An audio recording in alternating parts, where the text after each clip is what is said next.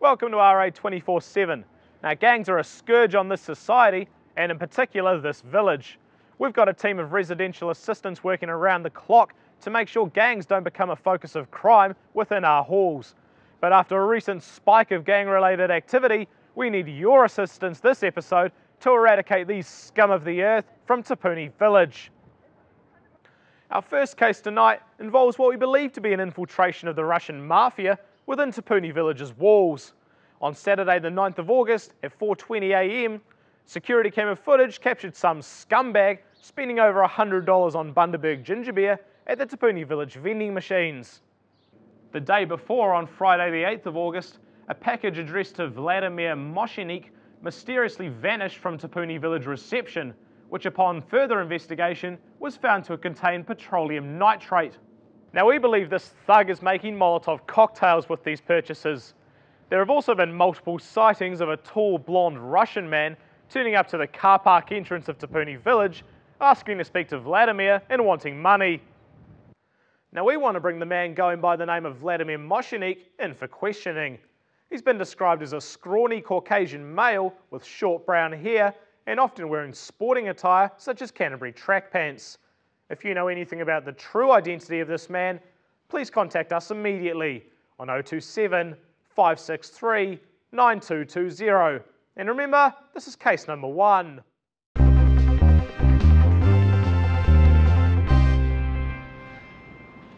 Yeah, we've got this new guy, Anthony from Mongolia, as residential life coordinator. He's a bit odd, doesn't really fit in, but, you know, he's all right. We don't really need him, actually. I pretty much do that job anyway. I'm quite proud that I actually won Mongolia's Got Talent with a throat singing piece, which it's quite a rare thing to win. And I'm quite looking forward to bringing it over here and starting up an inter-hall Mongolian throat singing competition. You know, I've been doing it a bit around the hall, and I think people are quite receptive to it, you know.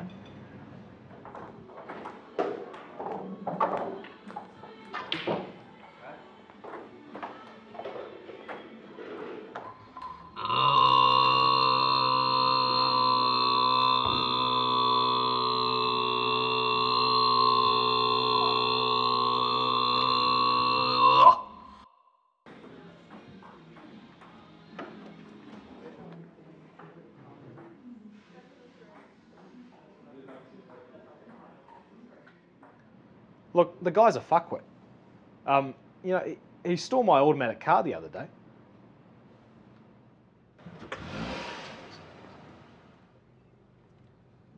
I don't mind the throat singing, as long as he finishes up before 10. That's our quiet time. He needs to obey that. It doesn't matter where he's from.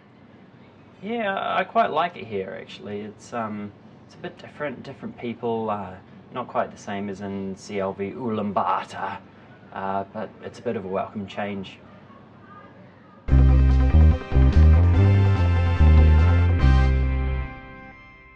You know, back in the heart, I'd probably consider myself a bit of a dummy, if anything. But after beginning to study textile design at Victoria University of Wellington, majoring in Persian rugs and minoring in Venetian blinds, that's when I found my passion, and I knew my mind. Know your mind.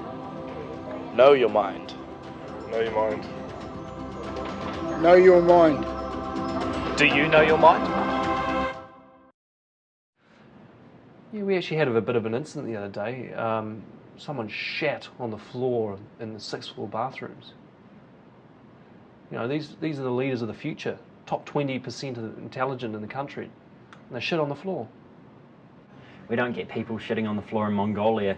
They use the long drops provided.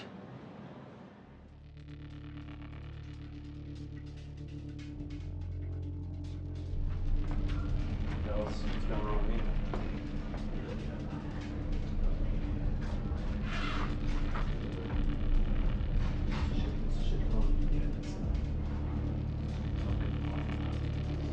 Yeah, we've got a code brown. Third time this month. Fortunately, we've got a bit of evidence to go on though. The culprit's cell phone, actually in the bathroom there. Well, looks like the shit has hit the fan. We've actually recently found the phantom shitter, and they are being punished. You know, it's the same old story. A couple beers and bloody. I think they'll do something a bit silly and take the piss, and he hasn't got away with it this time.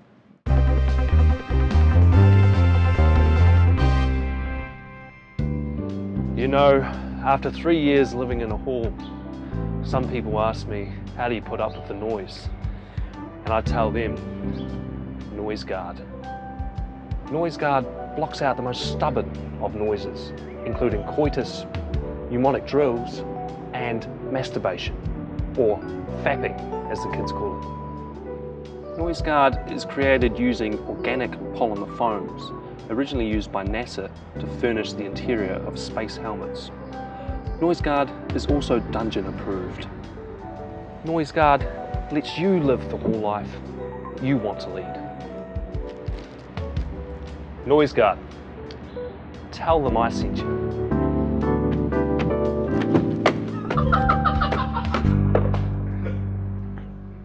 So we've got a courtesy service here at Te Puni that we allow the residents to hire vacuum cleaners from us, and they can clean their rooms with them.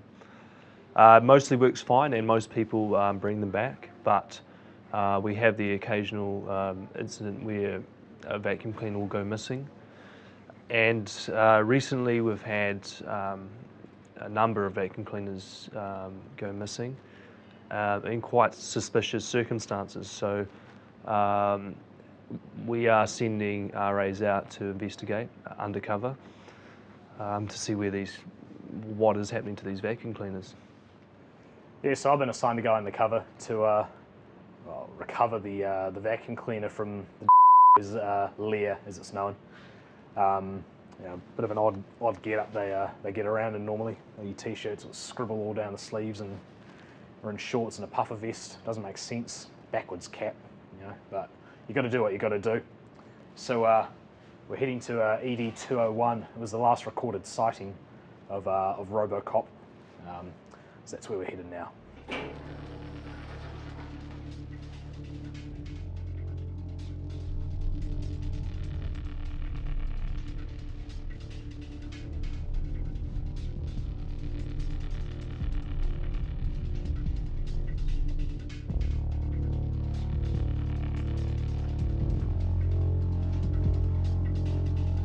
Yeah, 10-4 all clear. I mean, as you can see, just a real lack of respect. It's just been dumped outside the room. And that's why we're here to infiltrate them and eradicate them. We have new information regarding the brand of vacuum cleaners that we have at Te Puni. It seems like quite a fad for criminals these days is to turn them into sex toys and sell them on eBay.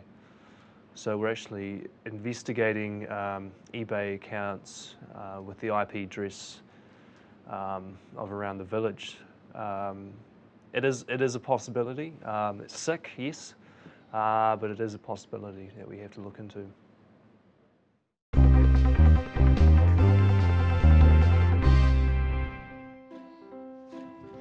Hi, Orange Guy here. This is a friendly reminder that the law is changing.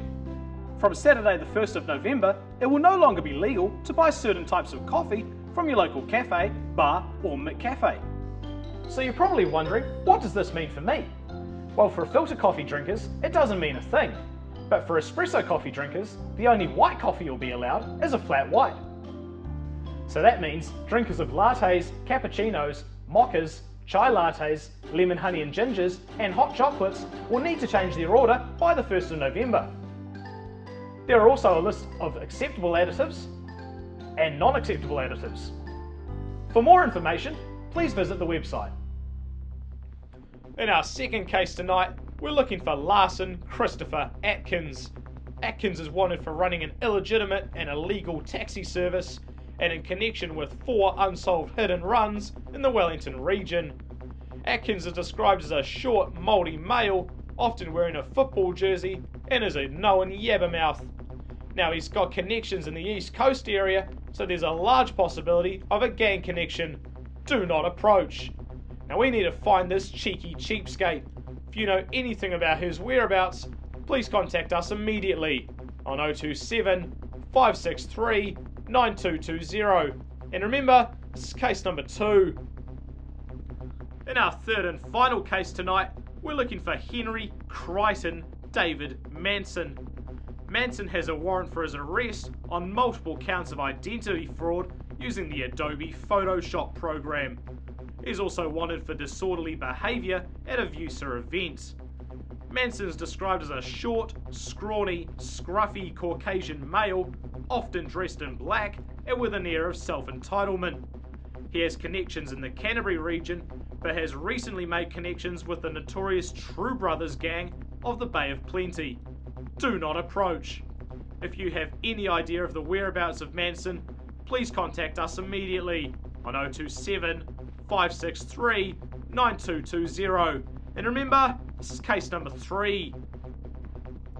And thanks to your help, we've been able to apprehend Satch Francis Pryor and Andrew Jonathan Logie for indecent exposure at the Tapuni Village Ball.